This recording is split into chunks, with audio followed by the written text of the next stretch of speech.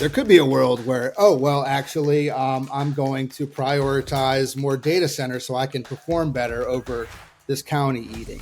Like these type Right. of Terminator scenarios, if you look at the exponential curve and how fast things will change if it happens, are not that outlandish.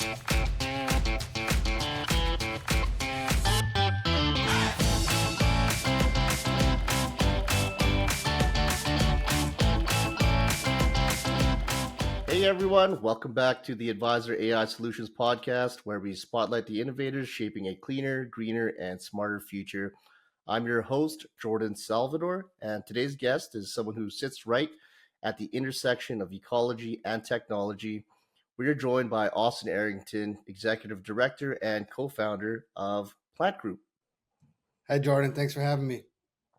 So, from developing AI driven tools like Plant GPT to building systems that connect people with nature to his leadership roles at organizations like the Ecosystem Services Market Consortium, he's helping to reimagine how technology and sustainability converge.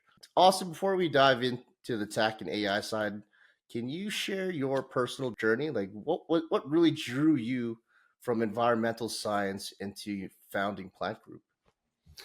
Well, I mean, to be honest, I'll go back further. After college, I moved out to Portland, Oregon. I was playing in a band, and my friend got me a job at a mental hospital. I was working as a mental health tech, um, and really enjoy working with people.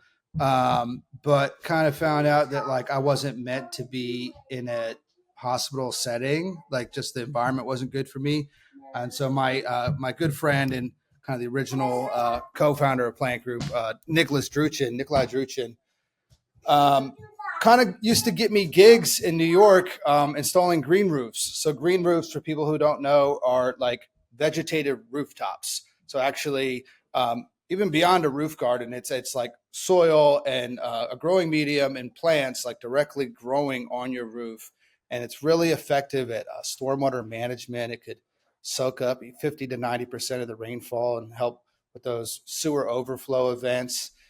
Can 15 to 40% energy reductions on your cooling and heating, just because the plants cool through evapotranspiration, and then all that mass also kind of insulates the building. Not to mention biodiversity, cleaner air. So I started just as a laborer doing green roofs, and got really into it and had some great mentors, and then went back to school for environmental science with a little break in between studying bioethics, which is a branch of philosophy. And at a SUNY ESF, College of Environmental Science and Forestry, a state school in New York, really great program. Got introduced to a lot of different technologies like remote sensing or finding things out about the world through like satellite imagery, right? And then also sensors as well, environmental sensors. That was how I got introduced to technology. Started the company in 2016, and we started mostly in irrigation technology. A friend of ours had a hops farm. We started doing irrigation, smart irrigation for hops farms, urban farms, and basically developed IoT, Internet of Things technology, connecting sensors with solar panels and rainwater harvesting systems to help reduce the water footprint of agriculture. And our system, we installed at places like Brooklyn Grange and Urban Creators, some of the leading urban farm innovators, Harlem Grown, and we're able to show like significant water reductions on water usage reductions, 25% less irrigation usage with still phenomenal crops. So that was cool. And then from there, we just kind of like started doing more and more green infrastructure projects like the green roofs and the gardens, and kind of stormwater management, and then simultaneously worked on a lot of different tech products, where we mostly are hired or contracted by other firms to develop some kind of bespoke solution for environmental monitoring. So it could be a sensor system that feeds data to a dashboard from soil moisture sensor, or it could be a program where farmers can write all the activities they're doing, and you can model the greenhouse gas emissions of them doing some kind of sustainable change, like changing their fertilizer or changing up how they do their cover cropping or tillage. So Anyway, that's sort of the niche that we found. And along the way, we try to stay true to our mission, which is plant was an acronym for people learning about nature together. So every Right. project we do, whether it's technology or it's boots on the ground, planting trees, it's about people connecting with each other and through that experience, learning about and learning how to care for nature. And so that's our company. That's beautiful. So at the start of it, it was about conserving water. Would Yes. that be fair to say? And it's kind Yeah. of bloomed into this whole other creation, from technology to more projects to bigger projects. Yeah. And then, like, at the time, we didn't know anything about like carbon markets or anything like that. Most recently, through ESMC, and then now more recently with Millpont, which is an environmental asset clearinghouse, we're starting to do more work in this idea of environmental markets, which is like if people can do the right practices, let's say farmers or ranchers or forestry people, and they do the practices to protect nature, they should be paid for it. And we need to come up Right. with financial mechanisms to make that happen. So that's kind of what my focus has been for the past like 5 years. And it's still taking up a lot of focus. But I've always been interested in things like environmental, ecological economics, nature-based capital, and things like that. And as a way to kind of hack capitalism. Because if we don't have productive ecosystems, you won't be able to manufacture stuff to make money off of. So it's really in everybody's Certainly. best interest. Are you saying that you guys are requiring incentives for farmers to actually plug into your systems, or where are you guys getting your guys' data from? Yeah, so we actually like Plant Group has clients like people like ESMC, who they work either they themselves or they work with these people called project developers that spin up projects on the ground where they're actually enrolling farmers, right? And we build the tools to do all that, like enroll the farmers, have them. So we collect, it's actually primary data to answer your question. We get it directly from farmers who Oh, log the nice. data. Yeah. And then also a combination of gap filling with remote sensing data, or maybe it's a county average or something like that if we can't get the primary data. But yeah, the emphasis is on primary data, and with that, because like when we understand, like for farmers and growers, like the data, that's their secret sauce. That's their IP, how they Hmm. treat their crops. So it is private information. It's very valuable information, and we do believe that like with these programs, one of the most important things is also getting the farmers and the land stewards paid for their service. And so basically what happens is you generate these certificates of this data that this thing happened. And then there are people out there who will purchase that. Like could be a consumer packaged good company. It could be a General Mills who's sourcing wheat from those counties, right? So this is the emerging market of environmental assets and scope 3 insetting and basically finding economic means and financial mechanisms to incentivize changes on the ground. That's awesome, and giving that opportunity for other landowners and farmers to be able to optimize their crops and their land is, be able to replicate something that's already ticking. Really, that's fantastic. Yeah, totally, man. And like, thanks, man. And for me, I never really was like a big money guy or finance guy. I'm a scientist, but it does seem like given our political climate and the instability and really just the unpredictability of our leadership and our government, I do believe that the market has a big role to play in the transition that needs to go down to save the planet. I completely agree. There's definitely a role to be played there, and there's some responsibility on both ends to be upheld as well. Also, just kind of to shifting the conversation. So you guys have developed Plant GPT, right? So Yeah. it's a knowledge assistant for sustainability and green infrastructure, correct? Yeah. So Plant GPT is, I would say, more of like a marketing thing. So if you go to our website, plantgroup.co, you'll find Plant GPT, which is a customized instance of Chat GPT, which we all know, but really kind of focused on plant care. And it's really just a way to kind of get people excited about using technology to explore nature. It's not really like our big money maker for us, but it's more like a marketing thing. But we do use AI quite a bit. And if you want to, if you're in like green construction and green building, like anecdotally, like I don't know, like for example, I remember the first time I started really playing with generative AI, and I had it make a watercolor of the design, and I posted that on LinkedIn. Like I got so much traction from it, and it drove like some business. So there's an aspect of AI that where it's like really cool marketing, and it's like there's a lot of, and there's automation. Like right now, I love the agent mode in GPT. You can have it go out and do, go on your browser and research for 20 minutes for you and come up with a lead list and all this stuff. So I would say as a business person, definitely lean on it, definitely leverage it because it's not going away. But at the same time, as an environmentalist, become aware of the environmental impact that is happening right now through these hyperscalers, through these data centers. So I think right now we're kind of at a sobering moment. Like we were all just super high with AI. Let's everybody come on, generate. Just using it. Yeah, like we're just using it for anything and everything, right? And it's fun. It's really fun. It's like we're high. And now we're kind of coming down and we're sobering up. And we're Right. realizing that there's huge environmental impact, specifically right now with Millpont.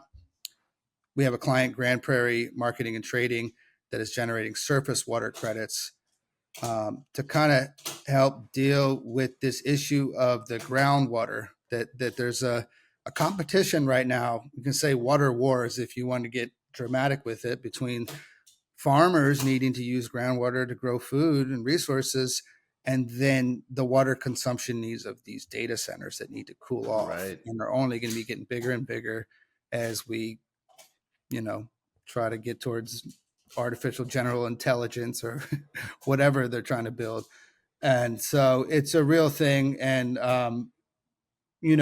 I just want people to look at AI just like really any other technology. And like you have to weigh the pros and cons. And the way I look at it personally is kind of like it's very useful, but if we're using it, we have to use it with intention because we can't keep going the way we're going. So, what does using with intention mean? It's like, okay, I'm going to use AI to make a really flashy video to sell these water credits, which I just did. But the intention is to fund, um, to create a financial mechanism to be able to draw less on the groundwater because the farmers Right. can, utilize surface water. So, like, it's almost like using AI to hack itself or to hack this rotten system, but we Right. have to keep our eyes on it.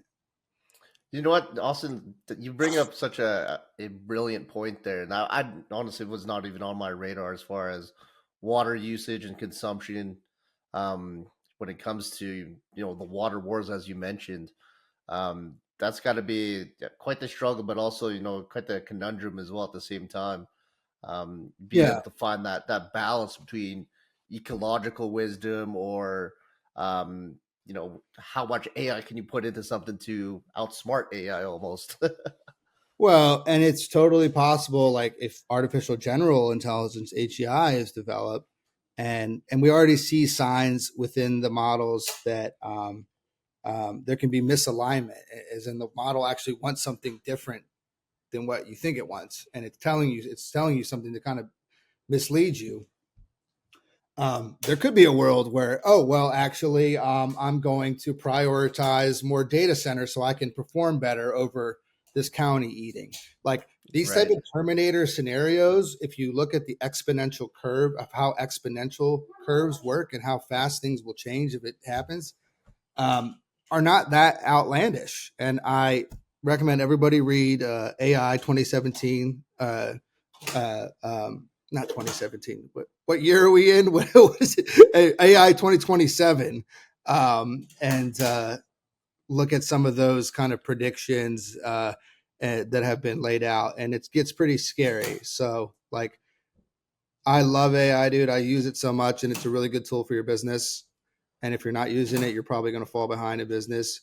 But we have to, like, as a society, come up with regulating systems. And this is where ethics comes in, psychology, and we need to be more have more intention with how we use it and how we develop it. Yeah, you're absolutely so right about that, and couldn't echo it more. It's it's about where you draw that line between the two, which is absolutely critical. As far as maybe outside of the AI space, and maybe Plant Group in general, what are some of the projects that you guys are most excited about, or Yeah, perhaps most proud of? for sure, for sure. I mean, a project I'm really proud of. We finished last summer. This summer, it's looking great and it's really grown out. And that's a green roof in Chelsea. So there's a green roof aspect to it. And even in the green roof itself, there's a lot about it that I like. We were able to kind of do design wise, use different materials to create like dips and more natural patterns, not just your flat structure. So that was cool artistically. And then it also, what's really cool about it, we work with a partner. There's building integrated photovoltaics. So it also has solar, but it's like solar that you can walk on and stuff. Oh, So cool. it's really cool. I'm really proud of that project, and you guys can check it out online if you're interested in seeing that and that cool integration of green solar. I really love. And then kind of solar punk aesthetic. And then I'm excited about this new startup that has developed this material, and they're called Plantar, Plntaer, and it's a bioreceptive material. And they make these little panels, almost like concrete little panels that grow moss. And what's cool about them, so they're like, what's cool about it is even before the moss grows, they are still useful from a stormwater perspective. Like, I guess there's enough porosity where they can still soak up some water and be kind of like a sponge. But they are treated to kind of grow moss, which I think is really cool. And I'm really excited about also, we're doing hopefully some projects in Governor's Island or loading where we're building a moss facade with this technology. And I'm really excited about it. Moss is really sexy and beautiful. And it's also good soundproofing, creates habitat. And yeah, it's a really cool technology. So they're called Plantar, and they're coming up. They're kind of like a hot new startup, and we're just really honored that they want to work with us and have us be their main contractor. And we think it's going to be as impactful as the green roof technology. It's going to be like it's one of the new emerging green technologies. That's awesome. I'm definitely gonna do some digging into not only your guys' project in Chelsea, but also with Plantar as well. But that means so Chelsea. That's Chelsea in England. Manhattan, no, sir, it's Oh, in Manhattan. England. Okay, I was like, Oh, yeah, okay. England would be cool. Yeah. So, as far as geographics go, then where can we find some of your guys' projects? Oh, as far as like in New York. Yeah, as far as globally, nationally. Yeah, sure. So we have like green roofs in New York, green roofs and gardens in New York, Philadelphia, New Jersey. I'd say most of them are like privately owned, so it's not like super accessible. But I would say if you're in Harlem, if you're up in Harlem, you're near Lenox Ave and 138th, go check out Sugar Babies in Harlem, the community garden. Really awesome community there. Fruit trees, and yeah, so check that out. That's a project we worked on. City College in Harlem as well. The rooftop solar house up there and garden up there. So yeah, you'll see. If you're in Philly, if you're in North Philly, Paseo Verde Apartments. We've been around for over a decade, I guess, and check it out. And then on the agriculture side, um, just a lot of stuff in the Midwest, but we're more like working on the tech and stuff with that. Right, right. Okay. As far as industry wise, company wise, um, as far as scaling or growing, what do you guys see as your guys' biggest barriers or obstacles right now? I think probably biggest obstacle towards growth is hiring people, and it's also part of something I have to learn to like teach people more, or let go of certain responsibilities and let other people take them, you know? So that's, I think that's the hardest part of any business is like building the team. Right. But I have to say, I'm very, very excited about working with Millpont, which is our latest project. And they've also kind of brought me in and given me equity in the company. So I do feel like a huge, great team there. And big ups to Dominic from Millpont, who's a great leader and kind of inspired me a lot. Show as far as like how to do team building and stuff. That's awesome. Well, congratulations on um, making that to that milestone. That's a huge achievement. Thank you, Bo. Awesome. So on the flip side of things, outside of challenges, where are you guys, seeing some hidden opportunities, perhaps? Like what excites you about, say, the next 5 to 10 years in your guys' space? It excites me to see more people getting into this space because I really do feel like what was once a niche thing, like environmental tech, climate tech, carbon credits, like what was a niche thing is now I think becoming more mainstream. It's becoming more integrated into like every major company, ESG goals and stuff. And I Right. think what it means is we're going to see a lot more people wanting to work in the field. And I think it'll be exciting to see different types of people and cultures and personalities bringing solutions to like the biggest issue of our time.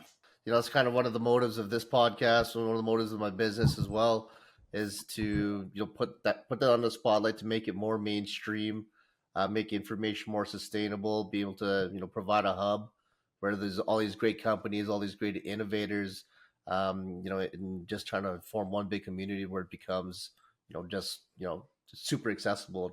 Yeah, exactly. And I think that's what the real thing is. And it's not about there being one person or one savior or one company, besides Jesus, who is my savior, but like, in this climate space, it's really only going to happen through like a type of collaboration that has never been seen.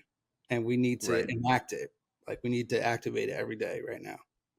Yeah, no, you're right. Every day, that's like one small step, but eventually it's going to take something pretty big to bring everyone together at once. Okay, so Austin, just before we wrap up, just a couple of questions. First is, if you weren't working in sustainability and the tech world right now, what do you think you'd be doing instead? Be a farmer. I want to be a farmer. Yeah. Awesome. That's that. I come from a family of farmers as well, and my stepfather, he would absolutely love, because he's a big data driven kind of fellow as well. But Cool. for him to be aware of like something that you guys have going on, I think he would absolutely fall in love with it. But Well, hey, um, look, we don't need to stop here, man. Let's go meet up more. Let's hang out. We could shoot some video content. I got a crew out here in Philly and shit. We can make something. I'll come down to Philly. You come up to Canada, and let's make it happen, dude. All right, cool. Down, man. Cool, cool. Okay. A second question. Is there anything else you'd like to share with our listeners? Something we didn't cover today, but you think is, important to yourself, whether it's a vision or a goal? Um, just everybody stay focused and shout out to Winston, Focus Media, and everybody. Like seriously, don't let anybody throw you off your game. You know what you need to do and stay focused.